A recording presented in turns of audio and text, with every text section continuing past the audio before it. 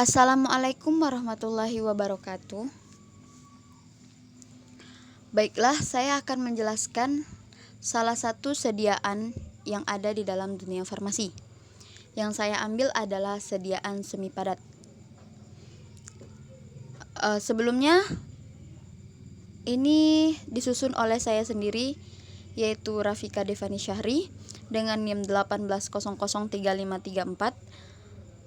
Saya mahasiswi dari Akademi Manajemen Administrasi Yogyakarta, kelas D, semester 4, jurusan Manajemen Obat dan Farmasi.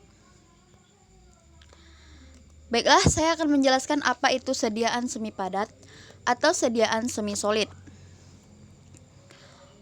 Sediaan semi padat atau sediaan semi solid ini sebenarnya sama saja, cuman hanya penyebutannya saja yang berbeda. Maksud dan artinya tetap sama dan tetap satu. Baiklah, saya akan menjelaskan apa itu sediaan semi padat atau sediaan semi solid. Sediaan semi solid adalah sediaan setengah padat yang dibuat untuk tujuan pengobatan topikal melalui kulit.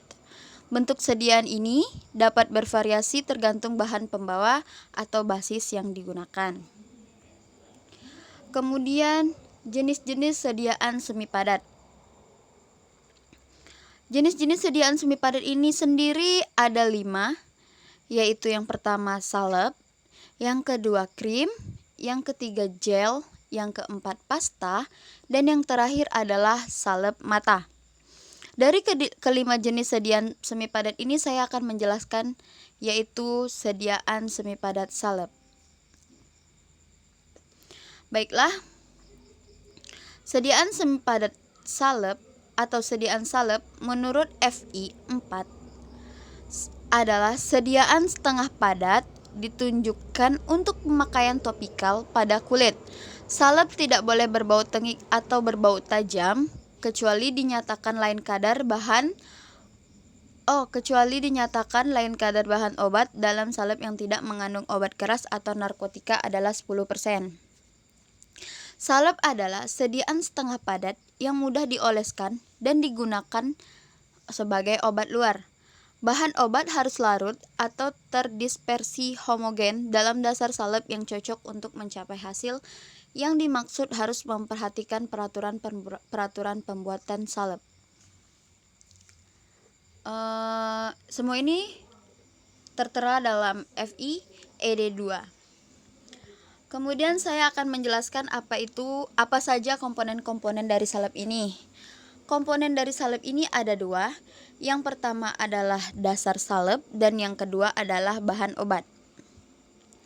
Dasar salep menurut FI 3 yakni dasar salep kecuali dinyatakan lain. Sebagai bahan dasar digunakan vaselin putih. Tergantung dari sifat bahan obat dan tujuan pemakaian, dapat dipilih salah satu bahan dasar sebagai berikut. Artinya, bahannya tidak hanya satu, tetapi ada bahan yang lain. Yang pertama yaitu dasar salep senyawa hidrokarbon, vaselin putih, vaselin kuning, atau campurannya dengan malam putih dengan malam kuning atau dengan senyawa hidrokarbon lain yang cocok.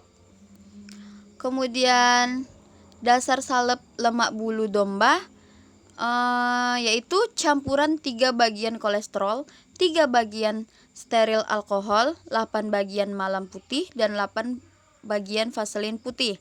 Campuran 30 bagian malam kuning dan 70 bagian minyak wijen. Kemudian dasar salep yang dapat dicuci dengan air, yaitu emulsi minyak dalam air. Ataupun dasar salep yang dapat larut dalam air, yaitu polietilenglikol atau campurannya. Yang kedua yaitu bahan obat. Bahan obat ini terbagi lagi menjadi beberapa, yaitu yang pertama zat padat dan larut dalam dasar salep. Contohnya camphore, polidol, iodium. Kemudian zat padat larut luar dalam air yaitu protargol, cholargol, argentum nitrat, fenol. Kemudian bahan obat yang tidak dapat larut dalam air tetapi tidak boleh dilarutkan dalam air yaitu hydrygry. Bahan yang ditambahkan terakhir pada suatu masa salep yaitu contohnya yaitu istikol, gliserin dan lain-lain. Zat padat yang tidak dapat larut dalam air yaitu acidum borisum. Kemudian saya akan menjelaskan juga bagaimana cara pembuatan salep. Yang pertama kita harus mempersiapkan bahan dan alat. Bahannya yaitu asam salisifat, kemudian vaselin, sulfur prasetytum, etanol alkohol 70%. Alatnya hanya dua yaitu mortar dan sudep. Cara pembuatannya, yang pertama masukkan asam salisifat, lalu tambahkan dengan alkohol 70% tadi untuk melarutkannya. Kemudian aduk rata. Kemudian ditambahkan dengan sulfur prasetytum, aduk homogen. Pastikan sudah benar-benar tercampur merata warnanya. Ketika semuanya telah tercampur dan halus, kemudian masukkan vaselin. Kemudian dicampurkan dan diaduk benar-benar halus homogen. Jika sudah homogen atau tercampur rata, kemudian tinggal masukkan ke dalam pot salep. Pastikan mortar benar-benar bersih dan kemudian dimasukkan ke pot salep.